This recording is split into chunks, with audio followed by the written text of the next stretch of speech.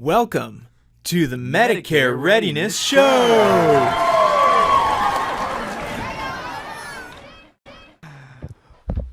All right, everybody, welcome to the Medicare Readiness Show, Episode 2. And just want to welcome you. My name is Elliot Martin. I'm here with my brother, Mohan Martin. I go by Mo. Go by Mo. And today's topic that we're going to be talking about on today's show is what is the Medicare Open Enrollment. So right now is the time of the year when you're going to start seeing tons of different TV commercials, radio advertisements, print advertisements. I actually just got an email from a client today saying that her newspaper is filled with different Medicare plans right now and different options. And this is the time the open enrollment goes October 15th to December 7th every year, and this really only applies to people who are already on Medicare. Yeah, and I think that's probably one of the most confusing things about open enrollment is people think that they need to get, this doesn't apply to people turning 65. So if you're new to Medicare, you're turning 65 and you're newly eligible, then the open enrollment does not apply to you. So it only applies to folks that are already on Medicare and switching plans. Yeah, and the people who are new to Medicare, what is that enrollment period called? So if you're turning 65 and you're newly eligible, that's called your initial enrollment period. Yeah, so a completely separate enrollment period for people who are new to Medicare. So this Mm-hmm. really only applies if you are already in Medicare, you've already made your plan selections. So another thing that we wanted to talk about today is the types of switches that you can make. So if you're already in Medicare, you've already made your plan selections, what kind of switches and what kind of plans can you switch to and from and to, and what are the different combinations or types of moves that you can make? And the first type of change you can make is if you have a standalone Part D prescription drug plan, you can switch to another standalone Part D prescription drug plan. So Mo, do you want to talk about? This would be for anybody out there that's on a Medicare Supplement plan and a standalone prescription plan. So the nice thing is that with the Medicare Supplement, you have your hospital and your medical coverage by itself. Yeah. Separate from the drug coverage. Right. And then you also have your prescription plan it could be with the same company that you have your Medicare Supplement with, and it might not be.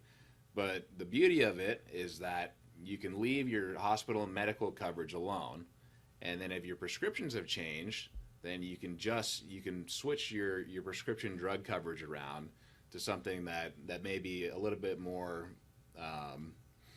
optimized as far as the costs go. Yeah. Because the prescription drug companies,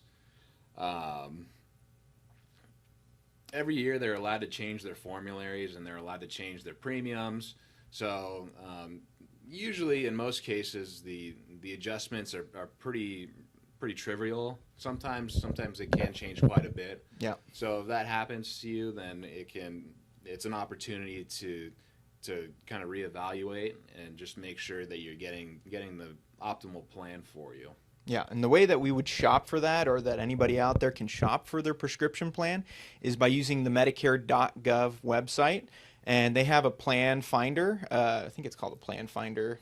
Medicare Plan Finder, and it's actually a new plan finder this year for 2019 open enrollment going into 2020. And the first version of it we weren't super thrilled with because it didn't have all the features that we liked before on the previous plan finder, but now they're adding them back in. And basically what you want to do is you're going to enter in all your different prescriptions, the dosage, the frequency that you're taking them, what pharmacy you like to use, whether you like to use pharmacy or maybe mail order, and then you'll search, and you can actually search by cost effectiveness. So what plan is going to limit your total cost on the year? A combination of your monthly premiums, your co-payments, and if your plan has a deductible, your plan deductible is factored in there already. So that's the best way to shop for your Part D plan, so you can make that switch Part D to Part D plan. Right, and really, there's no such thing as when it comes to the prescription plans. There's really no one size fits all. So it's really subjective and really determined entirely based on your individual combination of prescription drugs. So, it's not enough to just ask for the lowest premium plan, and it's not enough to just say, oh, well, I want to make sure I'm on the same plan as my wife just for convenience sake. Yeah. Because we hear that all the time, don't we? Right. Well, my wife's just with so-and-so company. Why don't I just do that? Right. Because, you could each be taking different combination of prescriptions, which could mean a very different cost when you go to the pharmacy. Yeah. So, I think as pertaining to just the prescription plans, it's important to kind of get out of the mindset of one size fits all thinking when it comes to shopping for those. Yeah, it really should be a customized search. It's really customized. Yeah, for each individual. Okay, so that's going to be the first type of switch you can make is Part D to Part D. The second type of switch is if you're in what's called a Medicare Advantage plan. Those most of the time are going to be HMO plans. Depends on where you live. There could be more PPOs in certain areas. Here in Southern California, it's something like 95 or 95% are HMO plans. So if you have an HMO plan or if you're part of a Medicare Advantage plan, then you can switch to another Medicare Advantage plan during the open enrollment. So Mo, do you want to describe how somebody would shop their Medicare Advantage plan to see if they can find a different plan that might be a better fit? Or what do we look at?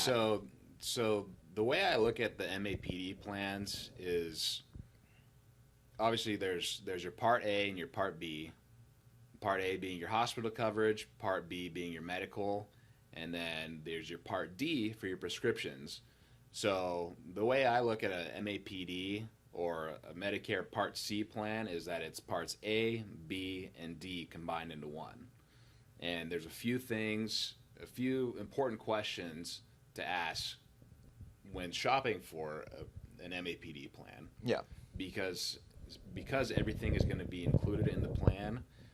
First of all, you need to make sure that your primary doctor is contracted with the plan. Secondly, if there's any specialists, you have to make sure that they're contracted with the plan as well and within the same medical group. And in addition, the plan is also going to have coverage for your prescription drugs, so it's important to vet those as well prior to enrolling in the plan. So we need to vet your primary doctor, any specialists, and your prescription drugs. And that's basically the way to narrow down the MAPD options.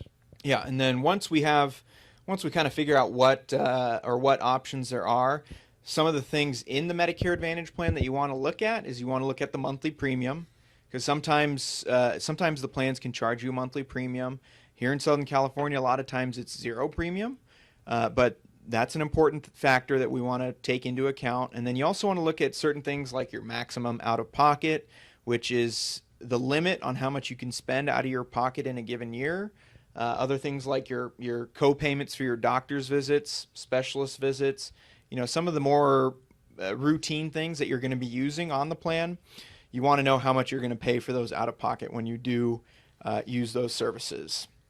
So yeah, that's going to be the second type of plans or switches that you can make during open enrollment is Medicare Advantage plan to Medicare Advantage plan and how we shop for those.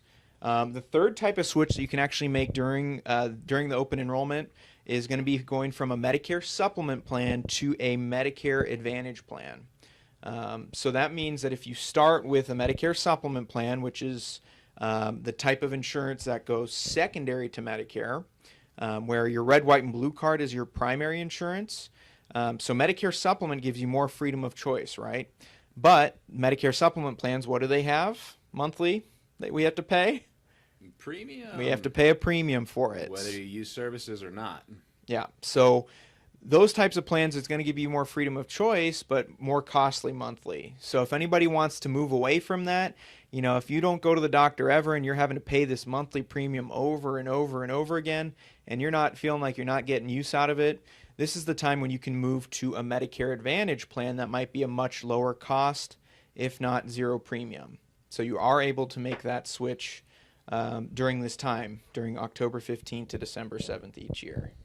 Right, and something important to keep in mind, though, is that if it's your If it's your first time moving to an HMO plan, a Medicare Advantage plan from a Medicare Supplement, they'll give you 12 months to try the HMO plan. And if within that 12 months you don't like it, you can have your Medicare Supplement back. But just like when you first enrolled in the Medicare Supplement, if you wait too long or if you go past the 12 months, then trying to get back to a Medicare Supplement would not be guaranteed. Yeah, and those are called trial rights. Right. So it's kind of a difficult concept to explain just through On a podcast. on a podcast. A video podcast. But if you want to look it up, they're called trial rights. And on the Medicare.gov site, there's a good link. We'll link it up to the video where you can actually read and see what the rules are for moving. Because the last thing that you can do during this open enrollment that we wanted to talk about, but is not a guarantee, is to switch from a Medicare Advantage to a Medicare Supplement. So if you're going the HMO route, you have the HMO, and then you want to get back to a Medicare Supplement, that could require medical underwriting. So just because it's open enrollment does not mean you can make that type of switch as a guarantee, unless you have a trial right that Mohan just described. You may have to be asked medical underwriting questions in order to qualify if you want to make that type of switch during this open enrollment. Anything Right, and so from October 15th to December 7th is the time where you can enroll to make these changes. And no matter what change is happening, the new plan is going to start on January 1st for the following year. So that'll be when the changes go into effect. Yeah, so we're making the decision October 15th to December 7th, but the plan effective date isn't until January 1st. Right. And then one other thing that maybe we should address, when you're switching, so a lot of people just switch their prescription plans.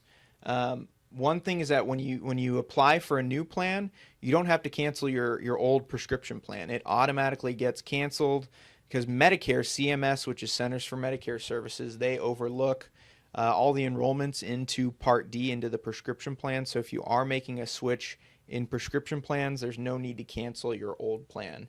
That'll automatically be canceled. So Yeah. I think that's it. So Yeah.